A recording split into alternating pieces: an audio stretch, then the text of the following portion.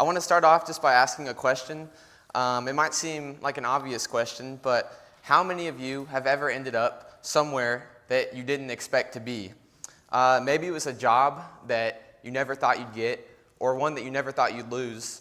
Maybe it was a relationship, a diagnosis, a move. Maybe it was a delay in your plans. Life doesn't always go by the script that we have in our heads, and sometimes we end up in a position that we didn't choose to be in. But what if God is just as present in those places as he is in the ones that we prayed for? Tonight, we'll be looking at the story of Joseph, a story that shows us that God is faithful in every season of our lives, both in our highest and lowest moments. We'll be looking at 3 different stages of Joseph's life that can mirror the stages we find ourselves in. Firstly, the pit, a place where you feel lower than ever, and a place that is very painful and lonely. Then the palace, a place full of blessings, but also a place where temptations can come.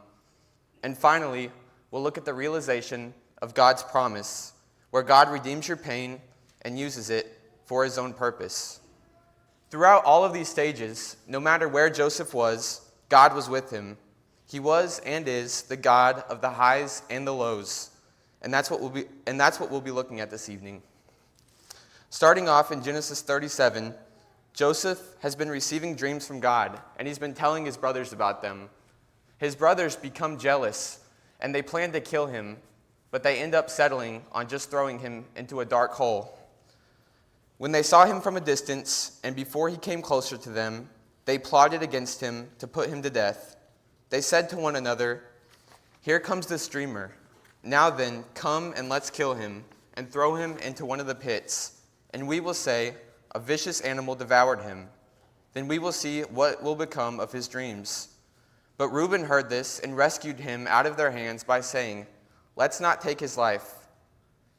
Then Reuben said to them, "Shed no blood, throw him into this pit that is in the wilderness, but do not lay a hand on him, so that later he might rescue him out of their hands to return him to their father." So it came about, when Joseph reached his brothers, that they stripped Joseph of his tunic, the multicolored tunic that was on him, and they took him and threw him into the pit. Now the pit was empty, without any water in it. Joseph gets thrown down into a pit by his own brothers. He gets betrayed by those closest to him. The pit is dark, it's lonely, it's uncomfortable to be in. It feels inescapable and soul-crushing. This is probably the lowest that Joseph has ever been, both literally and emotionally. He can't see any way out. He's miserable, and he feels betrayed. What's your next move when you're trapped in the pit? You can yell, you can punch, you can scream and kick, you can curse those who put you there, but it won't get you out. It won't get you out of the hole that you're in. Have you ever been down in the pit? Have you ever been in a situation that seemed hopeless? A situation that you couldn't see the way out of? Everyone faces their own personal pits throughout their life. Pits can be small. They can be things that just bring you discomfort, but don't completely derail your life. Or they can be bigger pits, like the one Joseph finds himself in. As most of you know, I moved to Denver last August for school, and I found myself in a huge pit. I got there, and I didn't know how to do my laundry. This is really hard to talk about, so just bear with me. Now at my house, I don't know if this is just an Oklahoma thing, but at my parents' house, there's actually a laundry fairy. And when I have laundry, it just gets done, and I don't have to do it. But I got to Denver, I'd been there for a week, and I was like, okay, I gotta do my laundry. It's been a week, stuff is starting to get dirty. My sheets, I'll let them go way longer, but my clothes are starting to get dirty. I gotta wash them, and I didn't know what to do. I had no clue in the world how to do laundry. So someone told me that you go to the washing machine and you open the little thing, and you just pour the detergent in there until it fills up. So I did that, and I poured, and I poured, and I poured. And I had been given this giant thing of detergent for graduating, and I used over half of it. I had no clue when to stop. It had a little hole in the back, and the person that told me that didn't know that. I used like all of the detergent, and then To make matters worse, I tried to go back up to my apartment, and I tried to eat something to make myself feel better, and I had burnt frozen pizza for like the 5th time in 3 days. That's a pit. That's about as low as it gets.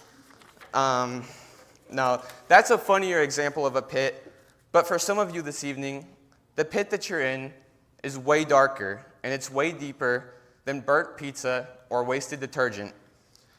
Maybe you've lost a loved one. Maybe you've lost a job. Perhaps you're facing addictions or a sin that you just can't stop. Whatever your pit is, I bet it's a lot more pressing than the story I've just shared. We've all faced moments that felt like the pit, but as we'll see later, God was with Joseph every step of the way. God's presence doesn't always remove pain. It doesn't eliminate the pit, but it promises a way out. Joseph is betrayed by those closest to him. He's thrown down into the pit, and then he's sold into slavery. And yet God has a plan and is present throughout this whole ordeal. Your life will take many different turns. There will be ups and downs, but this part of Joseph's story shows that God is present even when you're alone and even when you're at your lowest. Later on in Joseph's story, he goes from the lowest of the lows in the pit to a position of importance in the Egyptian government. In Genesis 41, 38 through 40, Joseph is placed in one of the highest positions in all of Egypt because of his character and because of the Lord's influence on his life. Verses 38 through 40. Then Pharaoh said to his servants, "Can we find a man like this, in whom there is a divine spirit?" So Pharaoh said to Joseph, "Since God has informed you of all this, there is no one as discerning and wise as you are. You shall be in charge of my house, and all my people shall be obedient to you. Only regarding the throne will I be greater than you." Joseph goes from the pit, he goes from the lowest of the low to being placed within the palace of Pharaoh. Have you ever felt like you were living in the palace? Have you ever gone through a time in your life where everything just seemed to click and you felt God's blessings a little extra? Joseph is on top of the world at this point, and he's gone from being trapped in a hole to being the ruler over Egypt. But God didn't put him there for no reason. Joseph receives a dream in which God tells him that there will be 7 years of plenty, followed by 7 years of famine. God placed Joseph in this high position so that he could help others. He didn't lift up Joseph just for Joseph. He lifted Joseph up so that he could help others. God also used what Joseph went through in the pit and being sold into slavery to bring him to this very moment.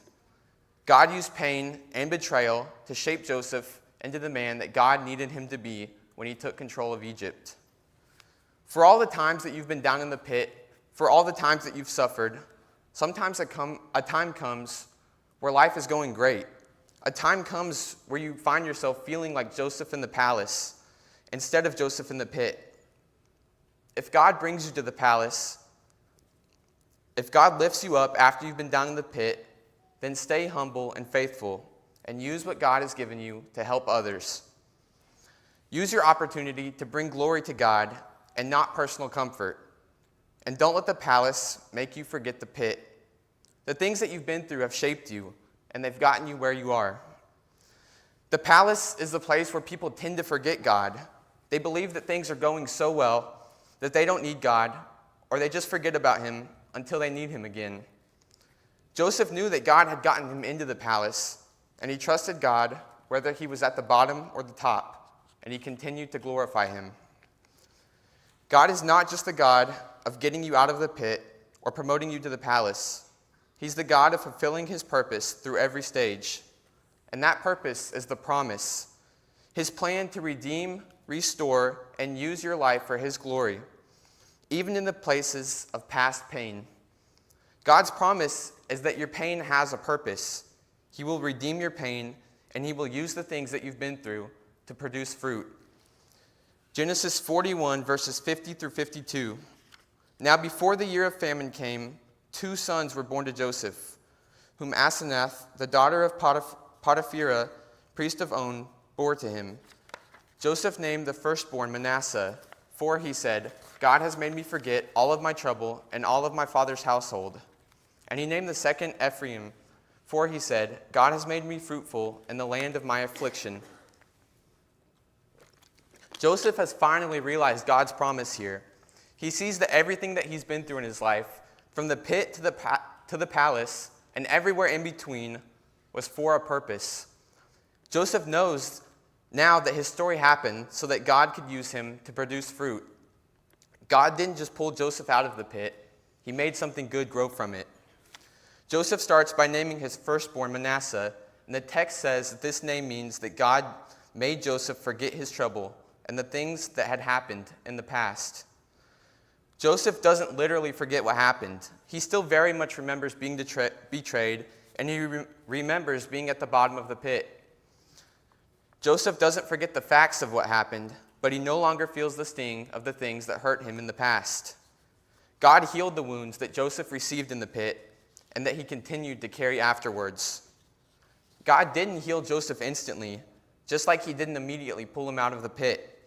But he had a plan, and Joseph's relationship with God and his continued faithfulness led to him being able to move past the things that had been done to him.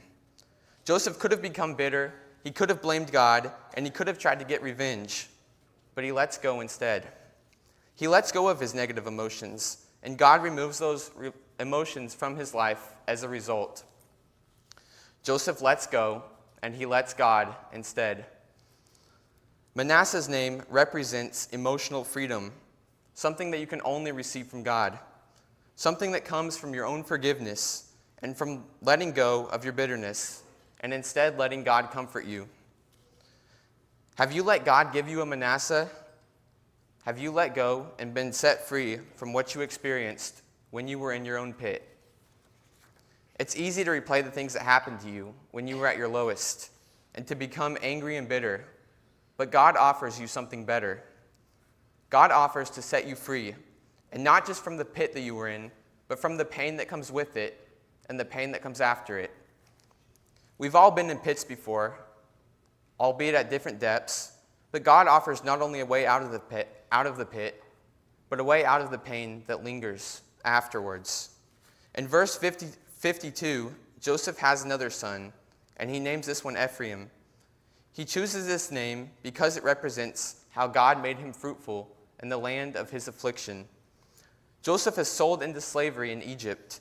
He's ripped away from his family, and he's made to serve Potiphar. But God doesn't wait to bless Joseph until he's out of Egypt. He doesn't wait until Joseph has left the place that brought him pain. God blesses Joseph while he's still in Egypt. He blesses Joseph while he's in the same place that brought him pain. God doesn't waste pain. Joseph didn't suffer for no reason. He wasn't placed in the pit for nothing. He wasn't sold into slavery or brought to Egypt just because. God turned Joseph's betrayal into blessing. God used the thing that brought pain. He used the thing that others meant for evil, and he used it to bless Joseph and to glorify himself. God can use your pain, and he can use what others meant for evil for good. You just have to let God work. You might still feel like you're in Egypt. You might feel like you're still experiencing the thing that brought you pain. But maybe that's exactly the place that God needs you to be so that he can make you fruitful. Maybe you're like Joseph in Egypt, and maybe God is bringing you through that pain with something bigger in mind. Don't run from God, don't run from Egypt, and don't run from that pain. Let God do his work.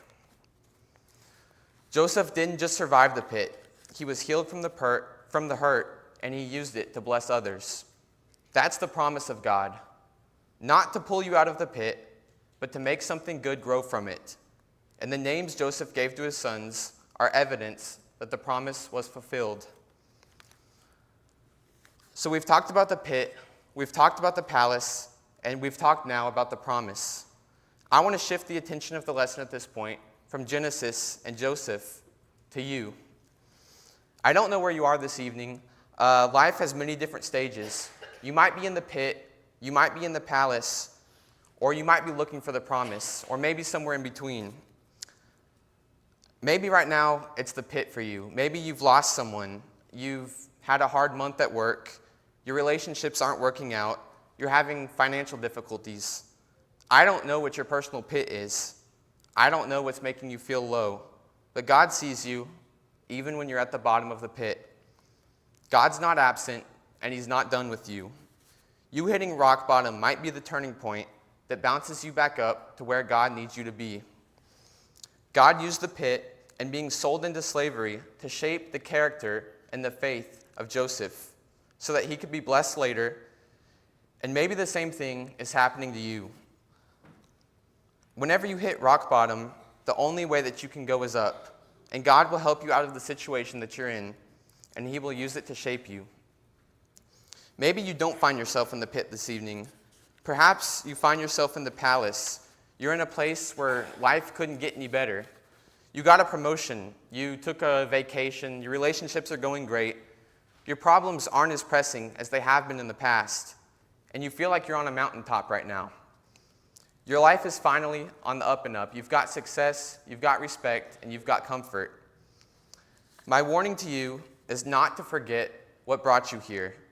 Don't forget the one who brought you out of the pits that you've been in and allowed you to be where you are today. God placed Joseph in the palace, not so that he could be comfortable, but so that he could prepare Egypt for the famine that was coming. God placed Joseph in the palace so that he could help others and so that he could glorify God. Don't let the comfort of the palace make you spiritually numb. Don't let your good fortune make you forget how God raised you up out of the pit. Joseph stayed faithful in the palace because he was faithful in the pit. Make sure that you stay rooted in God and stay thankful and humble for everything that he has blessed you with. Or maybe this evening, you've begun to see the promise. God's promise is that your pain has a purpose. He redeems it and brings fruit through it. You've made it through hard times, and you've seen God work through those hard times. You still carry scars from the things you went through, but God has helped you to be emotionally healed from those things. Your scars led to now, and now you're able to produce fruit. God has brought you through the hard times, and you can see it. You can thank God for all of the story that he gave you. Through the ups and downs, God has given you your own Manasseh. He's healed you from the things that you suffered from. And he's given you your own Ephraim. You've been able to produce fruit where once you were persecuted. Wherever you are this evening, I want you to remember the story of Joseph and use it to navigate whatever part of life that you're in, whether it be the pit, the palace, or the promise. I hope that you realize and remember that the same God that was with Joseph throughout every part of this journey is the same God that is there for you today. God is the God of the pit. He's present in your pain. God is the God of the palace. He gives you influence for a purpose. And God is the God of the promise. He redeems your past and makes your life fruitful for his kingdom. I pray that your life is like Joseph's, and that when people look at it, they'll be able to see that God has never left you. So wherever you are in your story, the pit, the palace, or the promise, don't give up, don't forget what God has done, and don't stop trusting him. The same God that was there for Joseph throughout every season of his life is there for you too. We're going to sing a song in just a minute, and if you're in need, then we invite you to come forward. If you're in the pit tonight, hurting, confused, or struggling, and you need the prayers and support of this church family while you walk through that valley, we want to lift you up. If you're in the palace, if you're blessed but distracted and want to rededicate your life to him, and rededicate your life to the one who brought you through the pit, then tonight is the night to come back to him. Or maybe you're standing in the promise. If God has worked through your pain and you now see his purpose clearly, then maybe it's time to give him everything. Maybe that means committing your life to Christ in baptism. Maybe that means surrendering the pride, the bitterness, or the sin that's holding you back. Whatever your need is, whether you're in the pit, the palace, or standing in the middle of the promise, God is still writing your story. Don't wait to turn the page. Come forward now as we stand and as we sing.